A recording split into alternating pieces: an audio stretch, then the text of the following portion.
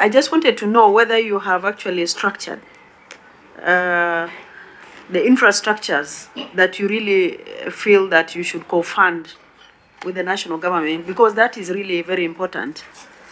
Thank you. Yeah, which I think it's a valid question, because that 4 billion, what's the basis of the 4 billion? Yeah. And how do you cost it and say that this is what you need from the national government? And that's why it's important to institutionalize it. Just very quickly on that one, we've actually tabulated, including specific interventions. If you look at upper CBD, 757 million, lower CBD, 1.3 billion, Ngara in that area, 89. And so I have the entire list, you know. Is it on roads? It's on what?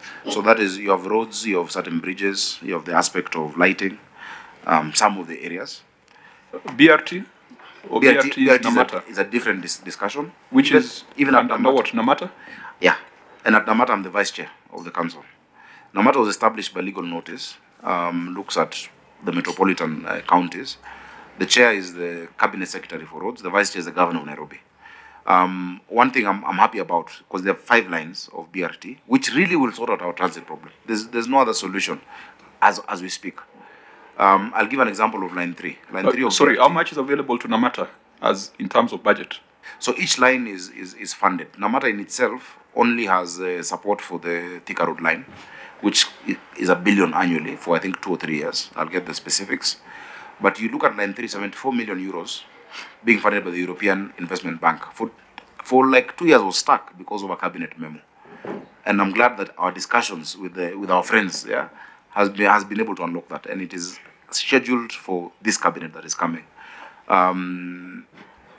If you unlock that, then line 3, which is like a big line, Juja Road, you know, Juja Road from Dandora, where the station is to be put up, coming down to the CBD, up until Kenyatta, and eventually to Rongai, which is the heaviest trunk. If you look at the per person per hour load on that road, that eases, you know, a lot of this. There's work going on down here on the railway city, which should be one of the headquarters of mass transit.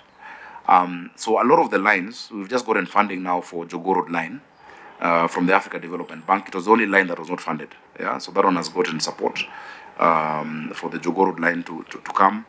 We have the Outer Ring Road line, which is being done. The first one that Kenyans will be able to see will be the Thika Road line.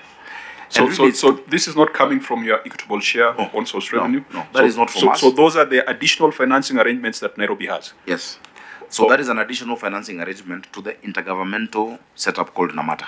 Governor, just for benefit, like that one on Thika Road, what is the scope of works? Because all we have seen built are things that look like bus stops. And I don't even remember the last time I saw any work, any activity going on there.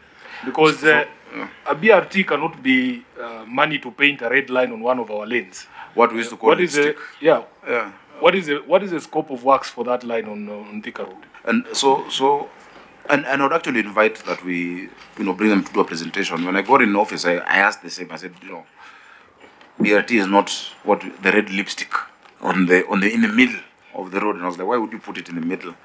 And these engineers took me through it. I went there that time with the CS Kipchumba Murkomen. A lot of work has been done on the depot at Kasarani. So at Kasarani, there's a station.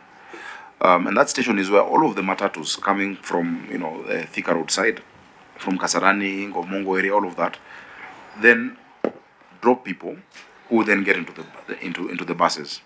A lot of the mechanics for the diesel engines were done. There's now work towards trying to do more electric. Those lines will be completely unavailable for private vehicles. And then what you see on the roads become the station. Now that was stalled because of the lack of financing, because that's a national government line. And this is really what we're pushing. So as you've said, institutionalizing and making sure that then Namata does its work, because some of these things you cannot do even close to an election. If I'm to, you know, veer off into a little bit of politics, you cannot do that. This is the time to do it. So I would ask, because this discussion is a very important discussion for the city. Nairobi is blessed with geography.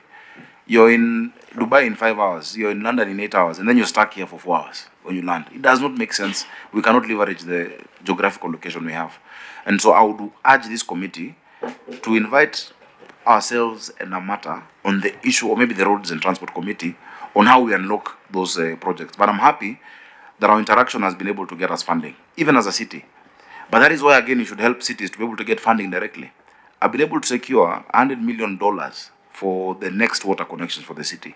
But it is stuck in treasury. You know, that is Northern Collector 2 and Maragua 4, toward 220 million liters. It's been stuck there for more than a year because it's not their priority. But if counties had the leeway to be able to conclude such financing agreements based on their work, you know, their balance sheets, we'd have seen a lot of progress. I'm glad we were not getting the 140 million extra, which is concluded from Northern Collector 1. Remember, Nairobi receives 525 million liters daily. We need 900. So we've just bridged the deficit a bit by 140 million. Areas like Karen, like Reruta, Ngando, which had never been getting water.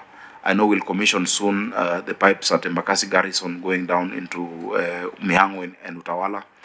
Will change lives of many Nairobians. Those who get water twice will get thrice. But yeah, coming back to... Make it very brief. Senator Cherargei says we are now sounding like we are doing a state of the county address.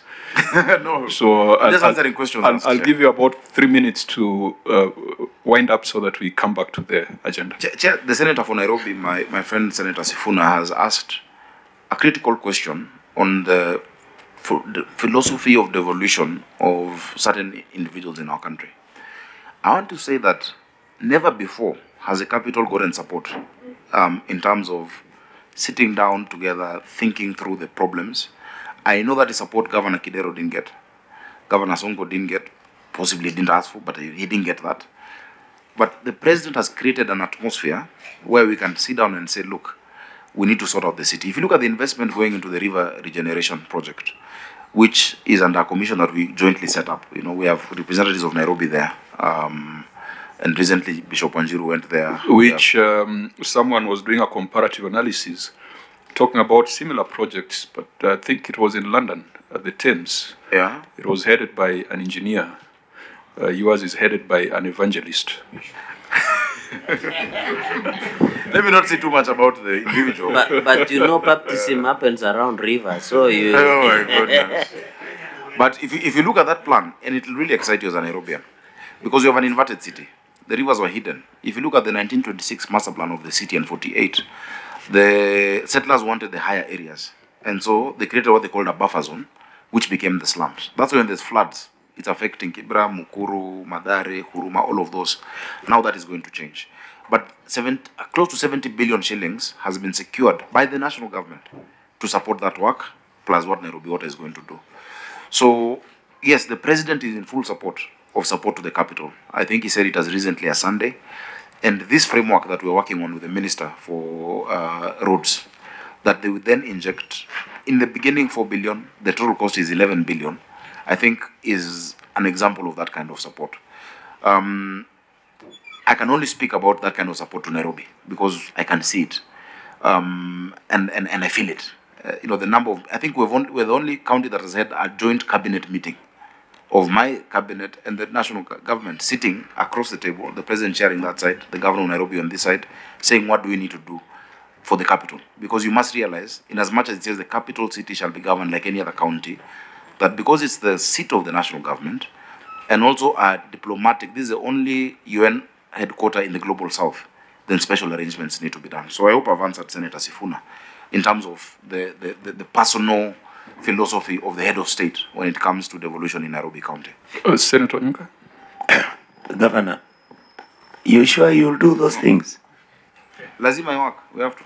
Okay, I'll check on you next year. We have to do it because I'll come back to the people of Nairobi. Well, for it to work, you need what we call means of implementation, and resources are extremely important. Financial and human resource. Yes. Some of these things you're talking about, Nairobi River, you could be innovative and seek climate financing.